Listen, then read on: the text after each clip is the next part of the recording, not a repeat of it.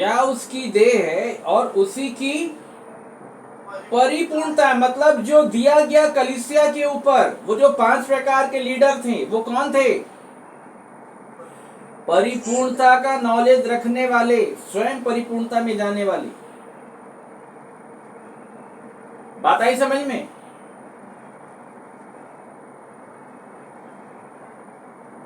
ठीक है। इसको क्या बोला गया है? कुलुस्सियों की पत्री निकालना, पहला अध्याय,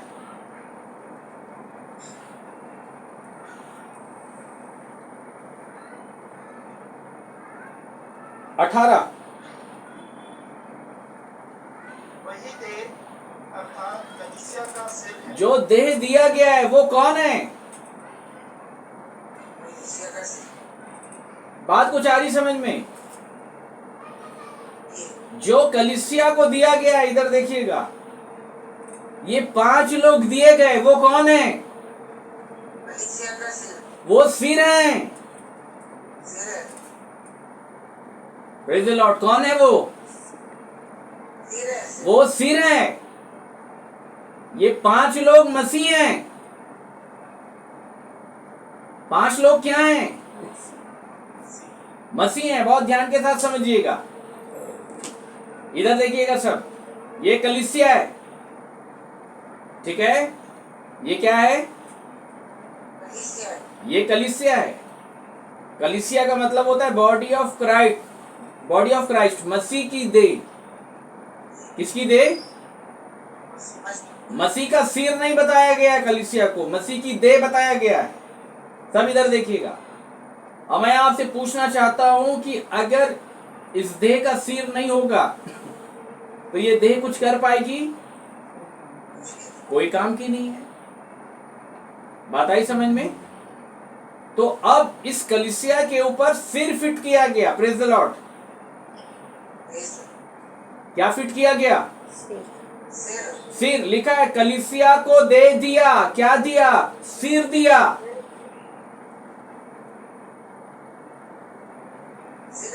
वो लिखा है याजकों के बारे में, यशायाह की पत्री में लिखा है, मैं तुमको पूछ नहीं सिर बनाऊंगा। सिर मतलब समझ रहे हैं? मसीह।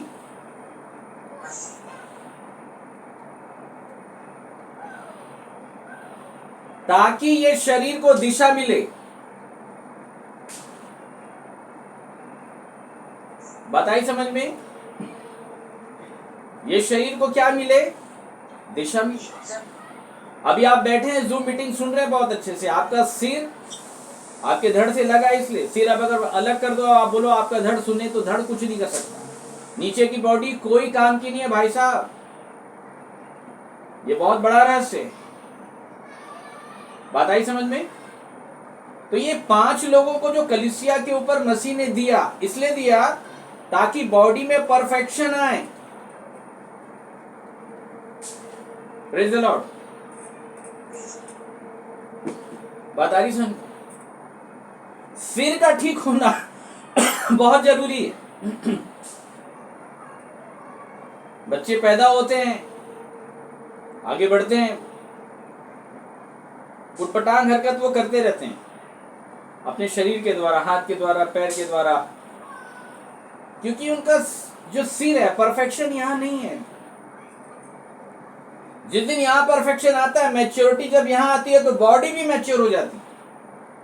बॉडी आचरण करना सीख जाती है जब परफेक्शन सिर पे आएगा। अगर सिर पे परफेक्शन नहीं आएगा तो बॉडी कभी सही तरीके से स्वभाव नहीं कर पाई, क्योंकि दिशा निर्देश जो मिलता है वो सिर से मिलता है। देखो कितना टेक्निकल है बाइबल में। लोग बस बोलते रह गए कि मसीह सिर है, उनको मालूम ही नहीं है मसीह दिखता है क्या। आज आपसे मैं पूछ रहा हूं, किसने देख लिया मसीह को? किसी ने नहीं देखा है। ये जो 5 प्रकार के लोग हैं जिनको परमेश्वर नियुक्त करता है, ये बॉडी ऑफ क्राइस्ट के सिर हैं। ये क्राइस्ट हैं, और इसलिए वो जो बॉडी ऑफ क्राइस्ट के जो हेड में शामिल था, प्रेरित, वो बार बार पूरी बॉडी को बोल रहा था तुम मेरी सी चाल चलो। अब ये 5 लोग जो मसीह के सिर हैं, तो सिर कैसे हैं? यहाँ कोई आंख के बारे में बताने वाला है, ध्यान के साथ सुनना। किसके बारे में? हमारा पूरा शरीर जो क्रियान्वित होता है उसके बड़े आधार में आपको समझा दे रहा हूं, इसको समझना। सबसे पहला आधार क्या है इसमें? नीचे का तो भूल जाओ, कलीसिया कुछ नहीं कर सकती है। पहला आधार कान है। कान ठीक करो अपना। पहला आधार क्या है? कान, मतलब सुनना। सुनने से क्या होता है फिर?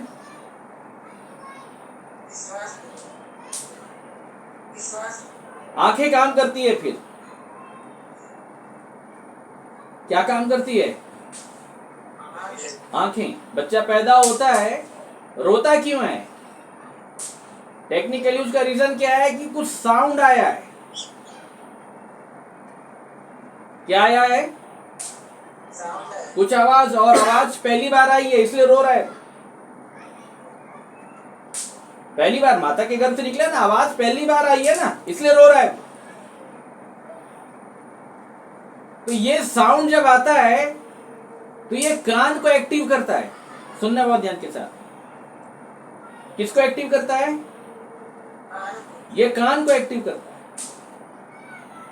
ठीक है? जैसे ही कान एक्टिव होता है बच्चा रोना चालू करता है। Praise the Lord. क्या क्या चालू करता है? रोना। तो ये कान दो दिशा में काम करता है। एक तो मुंह को एक्टिव करता है। Praise the Lord. किसको एक्टिव करता है? मुंह को। और दूसरा आंख। बच्चा रोते रहता है, देखते हैं आंख खोला है कि नहीं खोला है। रो तो रहा है लेकिन आंख खोलने में देरी हो सकती है।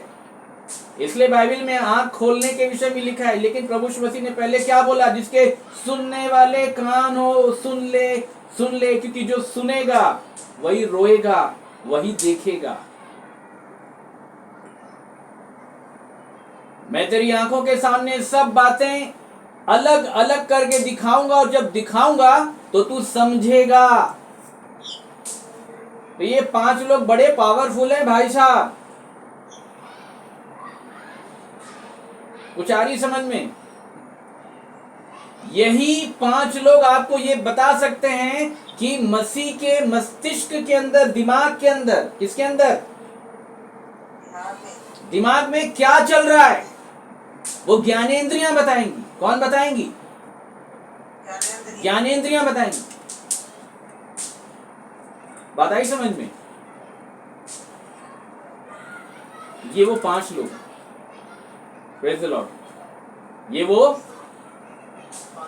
5 लोग हैं, ठीक है, जिनको परमेश्वर ने कलीसिया को दे दिया। मसीह की देह के ऊपर सिर बना के, मसीह बना करके। बात समझ रहे हैं आप? दे दिया। आगे क्या लिखा हुआ है इफिसियों 4 में?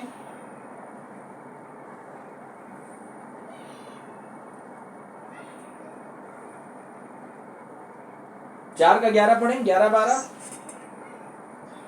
उसने कुछ को प्रेरित नियुक्त करके, और कुछ को वैश्वता नियुक्त करके, और कुछ को सुसमाचार सुनाने वाले नियुक्त करके, और कुछ को रखवाले और उपदेशक नियुक्त करके दे दिया, जिससे पवित्र लोग सिद्ध हो जाएं। किन लोग सिद्ध हो जाएं? पवित्र लोग। बोलिए कौन लोग? हाँ, पवित्र लोग सिद्ध हो जाएं।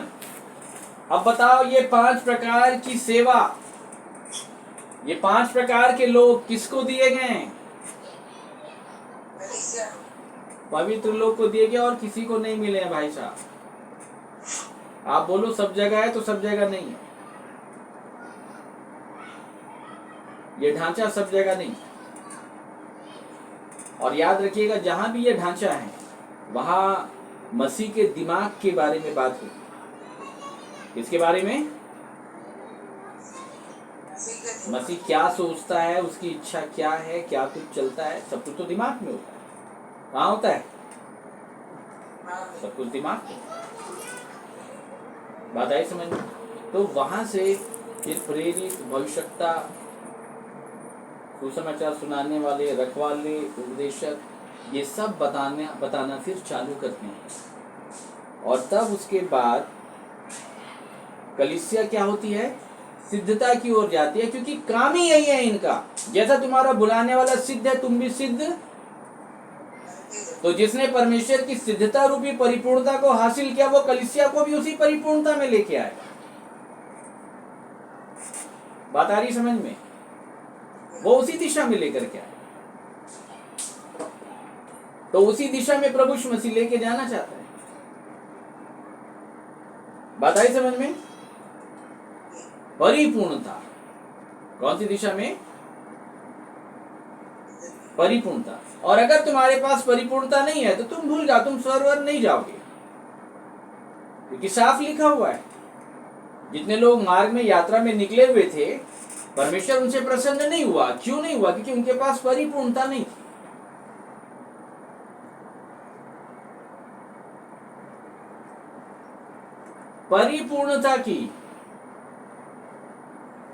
परिपूर्णता के कितने सेक्टर होते हैं, कितने भाग हैं?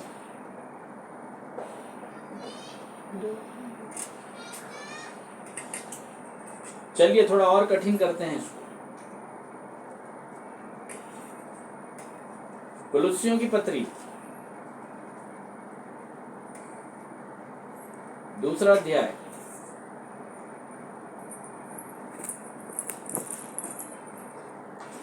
8 और 9। चौकस रहो कि कोई तुम्हें उस तत्व ज्ञान और व्यर्थ धोखे के द्वारा अपना अहेर न बना ले, जो मनुष्यों की परंपराओं और संसार की आदि शिक्षा के अनुसार तो है, पर मसीह के अनुसार नहीं, क्योंकि उसमें ईश्वरत्व की सारी परिपूर्णता सदैव वास करती है। बाकी जितने रीति रिवाज परंपरा लोग निभा रहे, वहां परिपूर्णता नहीं है। साफ बोल दिया उसने। जहां परिपूर्णता की शिक्षा नहीं है, जहां परिपूर्णता में लाने वाले ये प्रेरित और भविष्यवक्ता नहीं है, 5 प्रकार के लोग नहीं है, कोई लाभ नहीं है। क्योंकि उसमें ईश्वरत्व की सारी परिपूर्णता कैसे वास करती है? सदैव मतलब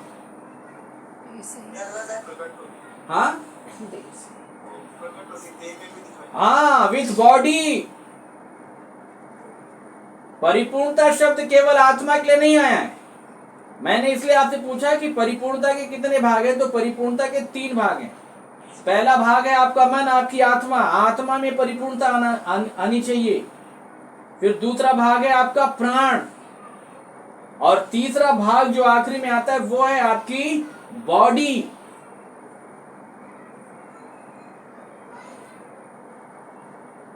बात समझ रहे हैं? यदि कोई एक गाल पे थप्पड़ मारे दूसरा फेर देना, यह विचारधारा केवल सोच तक ना रहे। जब समय आए तो प्राण और बॉडी में भी दिखाई दे, फेर के भी दिखाना। तुम अभी दिखा पा रहे हैं? लोग नहीं दिखा पा रहे हैं, क्योंकि वो परिपूर्णता से कोसों दूर है।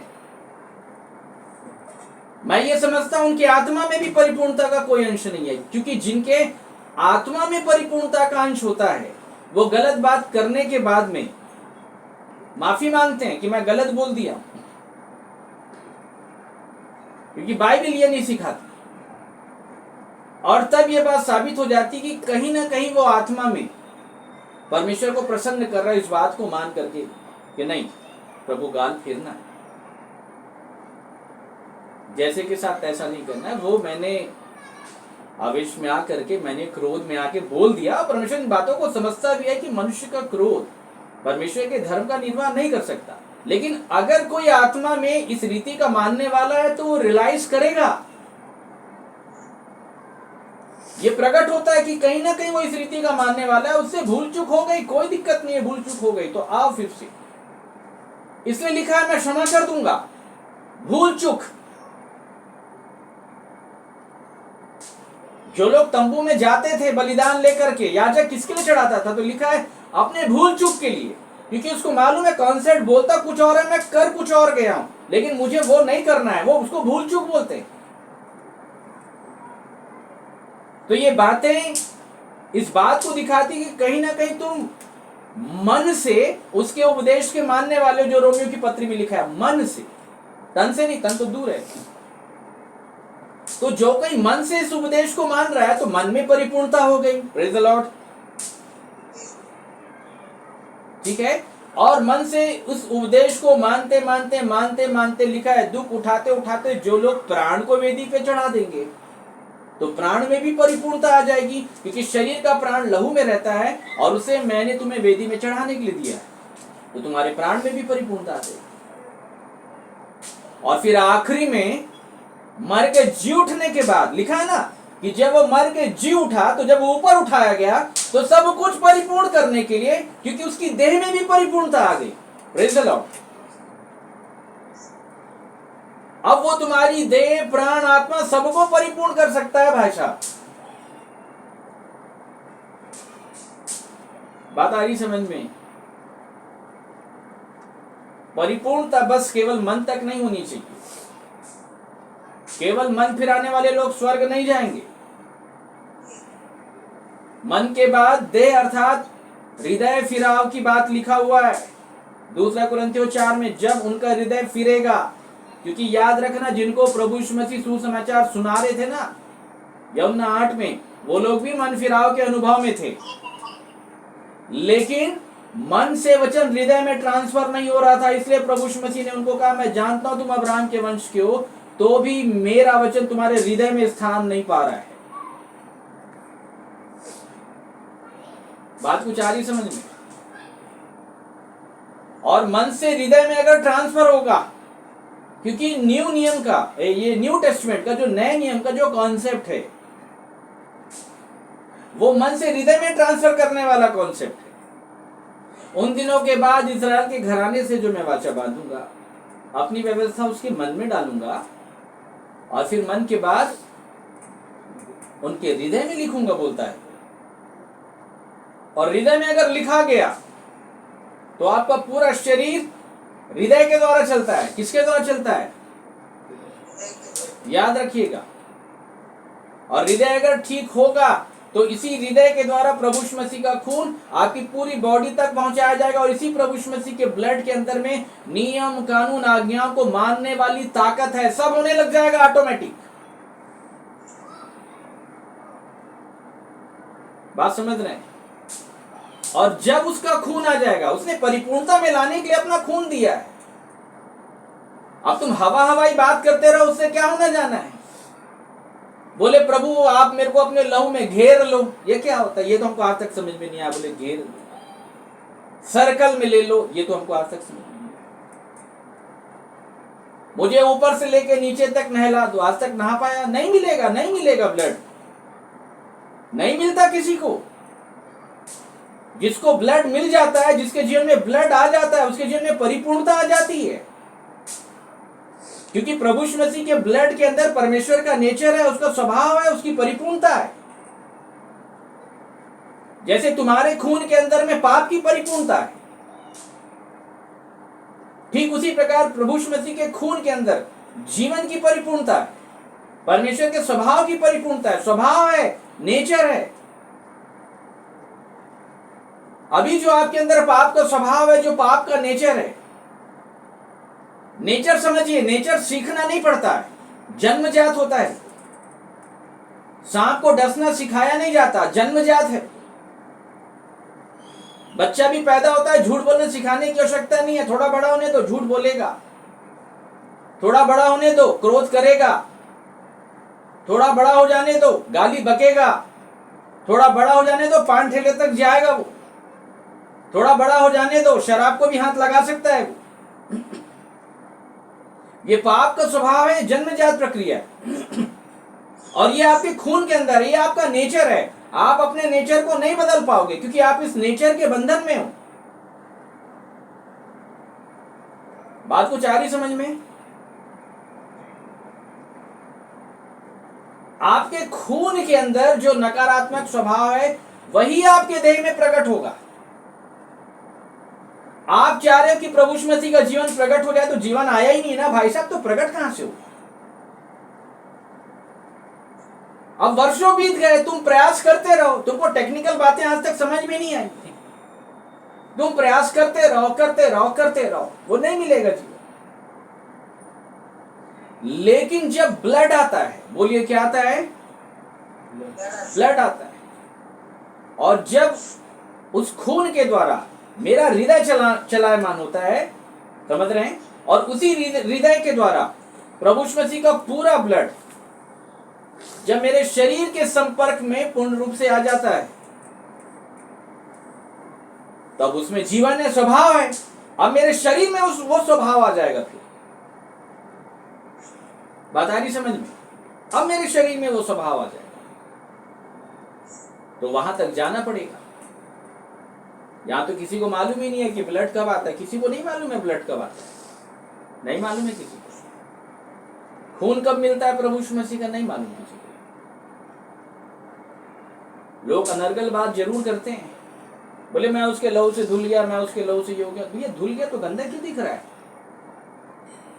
धुल गया गलत काम क्यों कर रहे हो भाई? धुल गया तो लड़ाई झगड़ा मारपीट क्यों कर रहे हो भाई? ऐसा बोल करके तुम तो उसके खून को गंदा कर रहे।